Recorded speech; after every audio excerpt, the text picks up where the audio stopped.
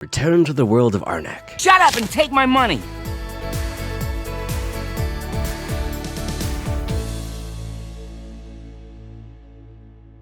Hi everyone, I'm Luke Hector and you're watching The Broken Meeple. This is a YouTube channel about board games where I give reviews, top 10s and my honest opinions, regardless of the consequences. We'll get on with the show in just a minute, but first a quick word from my sponsor.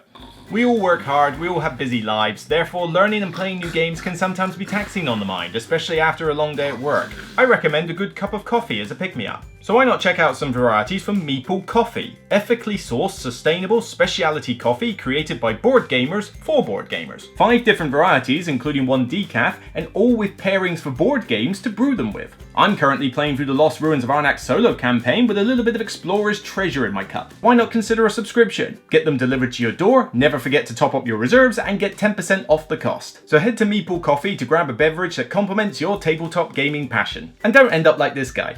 Wow, do I really suck my thumb when I sleep?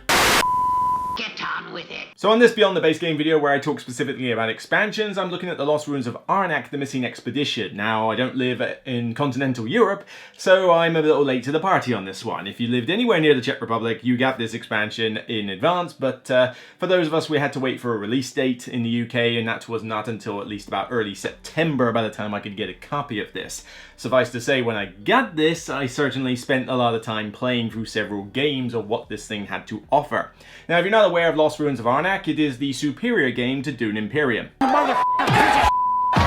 I don't honestly think the games are that comparable, but other people like to do it and I just like to rile them up because it's funny.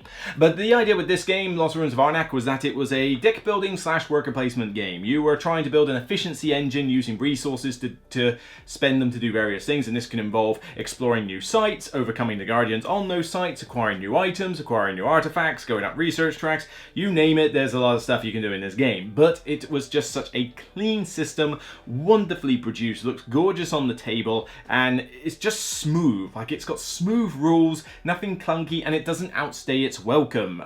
Don't say it, don't rile them up. But with this one, it's just a game I adore. It was a 10 out of 10 euro for me, and I'm pretty sure I've reviewed it. I feel like I have. If not, well, if I have, go check out the review. But I've also done a video, I believe, on Leaders, the first expansion, which was basically, it brought in asymmetric player powers, as well as a couple of alternative research tracks. It was a must-buy. The research tracks already are the ones I use in every game, and the asymmetric powers just give you this really cool differentiation from other players and lead into different strategies for the game. It's pretty much a must-buy. So another expansion, more content. You can probably imagine I was going to auto-buy this anyway, but still I wanted to know if they were jumping the shark at all, or whether this was one of those like, get it first, get it later, do you really need it? But it also promised a campaign, and I'm like, I don't know, I'm not a fan of campaigns, you know, I like things to be like individual scenarios, because it means you have to commit for the whole campaign, and it's more time, and it's just, you know, I do roll my eyes a little bit at them, but more content for the game, whatever, and this was specifically designed for solo and 2-player mode, so solo or cooperative 2-player. So what does this expansion basically give you overall? Well, in terms of more of the good stuff, you've got more item cards, you've got more artifacts, you've got, you know, a few more guardian tiles, you've got a few more location tiles, you've got another couple of research tracks, and these are really good funky research tracks as well. More on them a little bit later, but you know, you get more of the good stuff that you can shove into the game. So from a group perspective, there's a bit of value in here without caring about the campaign element, but the value is going to be significantly diminished if you ignore the campaign side. So the campaign being the focus, how's it work? Well, basically, a whole separate book where you basically play through 6 story-based chapters that involve different setups for the board, and this can be like the different temple tracks you use, different cards you use. You can change which leader you want to use if you're that way inclined. And they throw in some really cool little twists on how you actually come across each scenario. Throughout the whole scenario, you'll be able to go through encounter cards, which I don't want to do any spoilers, but I'll just sort of grab a few that I've got here. And basically, these cards give you 2 options that you can pick from to whatever the effect is, an instant or one that you can use later on. But on top of that, they give you these plot symbols, which basically involve you circling symbols around a little track, like these various tracks, and when you get as far up a track as the number, you get a cool card to use in the next chapter. So it's stuff to unlock. You don't really have to play it from a thematic perspective, which is a little bit of a shame. You're more doing it to try and unlock the cool cards, and you're deciding which bonus is useful to you at any particular point. It's a cool tactical element that they throw in the game. One flaw that I do find with this though is that you only have so many chapters to get these plot points, and unless you're doing very well at the game, you find that sometimes you have to specialize in some of these tracks in order to get some of the really cool stuff later on. If you diversify too much, then all you've got is a bunch of circled symbols that don't do anything. So it kind of makes you deliberately pick the symbols from the encounter cards rather than the encounter ability itself, and that just seems like a weird way of doing it. It's a small gripe, but it does diminish the whole, unlocking cool stuff for later. I think maybe they could have just done it a slightly different way. Honestly, just give me more encounter cards than what is given to us in the game, and I'd be perfectly fine, really. But that's a small little bugbear. But the rest of the campaign is basically different scenarios and going through a story. The story is whatever. There's not a huge amount of story here. It's not something you're going to be gunning for. But what I do really love is the way the scenarios play out. And I don't want to give spoilers, but suffice to say, if you thought you've seen how a Lost Ruins of Arnak game can play, this is going to give you something different. It's going to throw you for a loop. You're going to think, well, normally I would set the game up like this, and it says, well, no, you don't need to set these up, and we're not doing those, and you're going to use this different overlay, and you're going to now have to move this tile up the research track, or now you don't get idols, now you get these instead, and suddenly exploration's thrown for a loop. And there's all these cool little twists that it throws to make each scenario feel unique from the 6 of them that there are, but also to make even the first scenario of the campaign completely different from a typical Lost Ruins of Arnak scenario. Now, it uses the solo bot rules from the original game with a couple of minor tweaks for how the tiles are distributed each time, but other than that, it uses essentially those rules. So if you're already familiar with the solo rules from the base game, it's going to take you no time at all to get into this.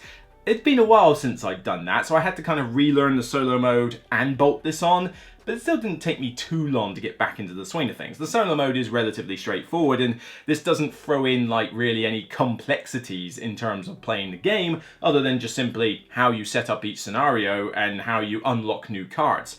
You can do achievements throughout each session, so when you play a scenario, it says if you can get this many idols, you can unlock a card for your deck. If you can get this many guardians, you can unlock this card for your deck, and those are really cool to aim for, although you've got to be careful not to fall into the trap of aiming for those too much on account that you need to win each scenario. Looks my duty tonight, stop as much peril as I can. Now we got to find the Holy Grail, come on. If you play the Professor in the first scenario, it's going to be different if you try the Baroness, if you try the Explorer or the Captain. Each one is going to be slightly more powerful or less powerful for a specific scenario based on how the leader works, and so you can kind of tailor it to your heart's content. I love the fact you also don't have to commit to a leader from scenario to scenario. I can decide, you know what, I'm going to use the Professor, now I fancy the Mechanic, now I fancy the Explorer. You can just chop and change whatever you want, and there's even difficulty tweaks in here where you can make the game slightly easier or slightly harder for you if you feel like you're a veteran or completely new at the game. So this has a lot of variety and flexibility.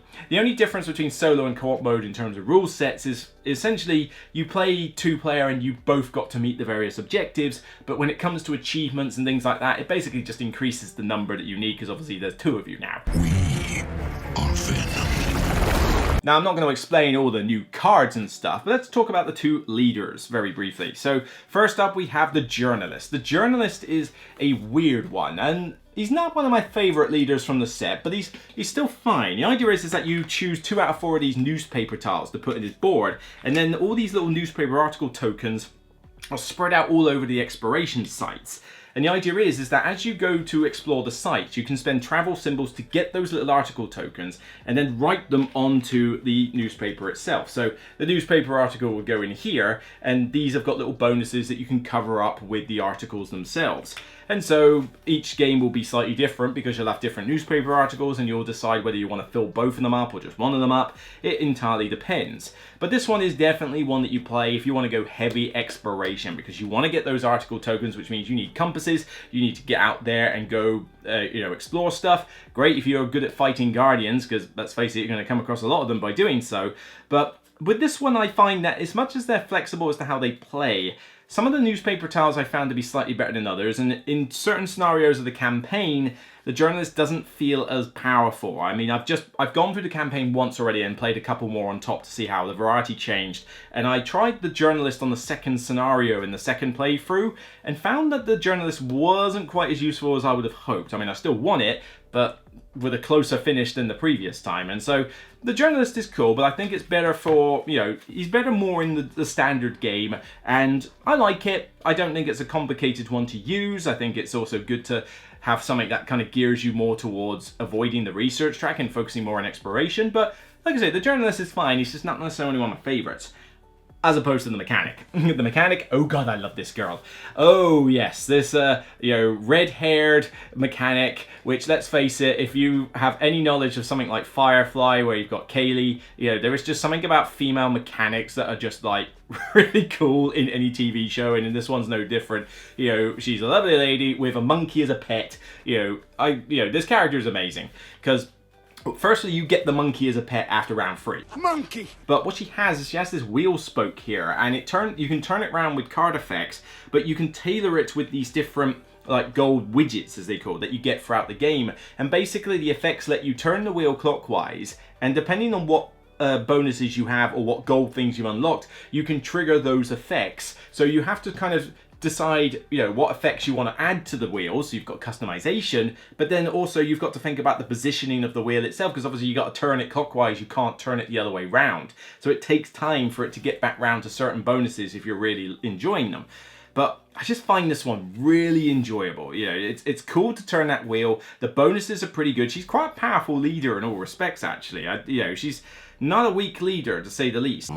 He sounds dreamy. So for research tracks, you've now got the Waterfall Temple and the Tree Temple. Both of them are fairly advanced temples to use, not something I recommend for anybody's first game of Arnak, but they do function very differently. The Tree Temple is very specific if you like idols, if idols is your thing, because the idea is as you level up, you get to these sites where your notebook can actually get you more idols, which is cool. It's a nice way to get idols other than exploration, but when your magnifying glass goes to certain sites, you can perform an ancient ritual to use one of your idols to plug in a slot that gets you a more interesting bonus than what's on your normal board. So you will lose the idol, but you'll get to trigger something really, really cool. And this could be like getting cards for free, overcoming guardians, getting rubies, drawing multiple cards, activating sites on the board. So these are powerful effects, but you gotta get rid of your idols. So, do you want to or not? Other than that, when you get to nearer the top, you can also, instead of advancing upwards, you can, get some of those research track tokens that are worth points. I mean, that's a relatively minor thing, but other than that, it's a relatively straightforward temple. It's the easier of the two, but I like it. I like it fine. It's, I could take or leave this one. It does give you some more cool stuff to do with idols, which is a great thing, and, it's very situational, but yeah, it's a decent enough one, probably sort of mid-complexity in terms of the temples. This one, though, is probably one of my favorite tracks to use now. It has that research track, research token thing as well. But here's the gist with this one, besides looking gorgeous on the board. The idea is that you've got these waterfall areas and these like different costs. And the idea is that you place these waterfall tokens on the various bits. And so what happens, and this applies in a couple of areas, but what happens is when somebody researches to go past that point, the waterfall token moves over and basically blocks the other one. So it keeps chopping and changing as to what cost you need in order to get up, depending on who gets there first. So it introduces an even greater race element compared to a normal research track. But that's not even my favorite bit about it. There's a couple of other bits. Up the top here, you can go up the slow way, or you can use, if you're willing to get rid of an idol, you can take a shortcut all the way up to the top. That's particularly cool, although the points you get for getting to the top aren't as lucrative as in other research tracks. But this bit I really like, in the middle here. You've got two separate tracks, but one is your magnifying glass and one is your book. The book has to take the slow way up and gets cool bonuses, but the magnifying glass goes on this stack here, and this is a stack of level 1 sites. So you essentially discover a new wonder, an archaeological wonder when you get there. You look through the stack, you activate it, and then you put it away out of the game. So it's like the bonuses you get at the top with the like the typical little bonuses, but to do it through a location can be pretty powerful, and it just adds another cool thematic element. I really enjoy this one. It's, again, not a difficult one rules-wise, and doesn't require maybe as much planning as the ritual one, so maybe you could argue that this one is probably a lower complexity level, but because you have got these two bits where the costs can change at a moment's notice, you do have that slight, you know, for newer players it could trip them up, but nah, I really enjoyed this waterfall temple. It's definitely one of my new favourites. There are tapestries. So more tiles, more cards, more cool stuff. 2 more leaders, now we've got 8. 2 more research tracks, now we got 6. There's just more cool stuff in here. The expansion adds a new campaign, which if you're a group person, you're going to lose a little bit of value because you're just going to dissect that deck and not actually play the campaign. But if you thought that the solo campaign in the base game was fine, or maybe not quite up to scratch, this is going to elevate it quite significantly and could make it a really good campaign, like a good way to play Arnak for you. Certainly it's boosted the solo mode from what I thought was kind of meh from the base game into a solo mode that I think is great. It really does elevate it, and I love the cool, unique scenarios. There are certainly ones that I prefer more than others, but then if I want to, I can simply play those ones individually. There's nothing stopping me simply just referring to the individual setup and just going from there. It will work just as well, even if I don't necessarily care too much about the encounter cards and stuff when that time comes. But again, not a big deal. For the rest of it though, more variety, more of the good stuff. That's enough reason for me to want to get this, because I want more cool stuff in the game, particularly some of the cards for the items and artifacts, which are really cool and funky this time round. But, you know, the 2 leaders, the journalist is fine. The mechanic's going to be one of my favorites to play for a while. There's just a lot of great stuff here. I do wish that maybe the plot points on here were a bit more interesting. I think that aspect is a little lackluster and probably needed to either be expanded or just cut out and just add more cool stuff elsewhere. You know, maybe more and I probably would have liked maybe more individual scenarios that weren't tied to a campaign. Like, you know, yes, you can play them individually, but maybe I would have just liked, you know, 1, 2, or 3 scenarios where you can just go random one-off short stories. It's not a big arc. It's just, you're here, this is happening. Start, beginning, end, well, start, middle, end, and that's it. Probably would have liked a few of those. So it drops the ball in a couple of aspects, but they're pretty small aspects. Otherwise, this is pretty much an auto buy. It gets a 9 out of 10 from me. You know, those gripes I have do knock it down slightly. I was contemplating a 10, but I feel that if you are somebody who doesn't play the game solo or 2-player, some of the value of this is going to be lost. I don't think that this should be the first one you get expansion wise, unless you really like the solo mode aspect and you don't care too much about the leaders. I mean, you can just buy this expansion and use these 2 leaders for the whole game. It's possible, but then you really want the leaders from the previous one, don't you? And certainly from a group perspective, you're going to want those leaders first before you grab this. So tomato, tomato, pick your order. For me, I would say pick leaders first and then grab the missing expedition. But if you're an Arnak fan like me, this is basically an auto buy. So why the hell are you watching this video? Not that I mind. Thank you for the view. So that's it from me on this episode of The Broken Meeple. If you like what you see, then please thumb it up on YouTube and thumb it up on Board Game Geek when the video goes live on there. But also, don't forget to check out the rest of my content. I believe I have done videos for the base game and for the expeditions, the Leaders expansion. So by all means, check those out as well as other recent content. And of course, let me know your thoughts on Arnak as a whole. I am not interested in the whole Arnak versus Dune debate. That is garbage. I don't care. What are your thoughts on Arnak? Do you love the game? Do you hate the game? Which expansion of these 2 have you played? Which one do you love? Or more to the point, which one is your favorite leader if you've played the expansions? That I would quite like to know. What are your favorite top 3 leaders, and why do you like those ones so much? But I'm guessing probably play styles more than anything else, because certainly that works for me. But I'll be interested to know yours. Until next time, remember, regardless of whether Rusty the Monkey is going to do you any harm or not, it's still only a game. Bye for now, everyone.